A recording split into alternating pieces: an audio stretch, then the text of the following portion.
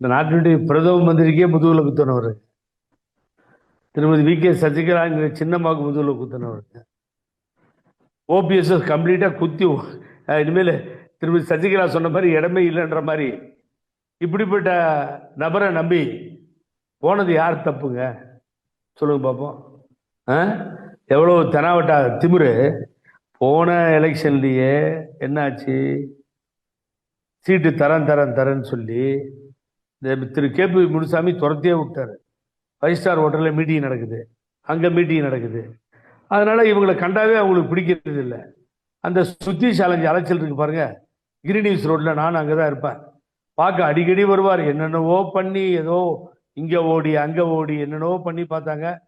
கடைசியில துரத்தி விட்டாங்க. அவங்க வந்து பட்டாசுலாம் வெடிச்சாங்க. இனிமேல் இந்த ஏடிஎம்கே ஆபீஸ் பக்கமே போக மாட்டோம், எல்லாமே திட்டமிட்டு செஞ்சிட்டாரு எடப்பாடி பழனிசாமி துரோகின்னு அவங்களும் திட்டிட்டு போயிட்டாங்க. அதுக்கு பின்னாடி ஒரு கூட்டணியும் பழனிசாமிக்கு வரல.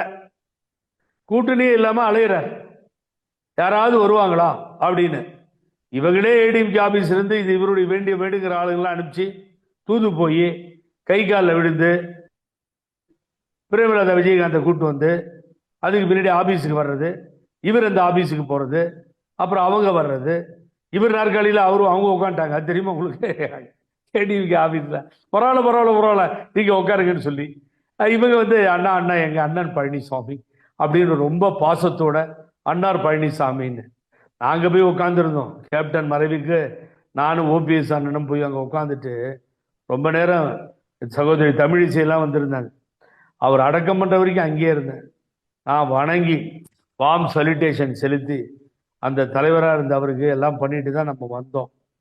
பரவாயில்ல விடுங்க, அவங்க டிசிஷன் எடுத்து அவங்க கட்சி வளர்ச்சிக்காக பழனிசாமியை நம்பி போனாங்க.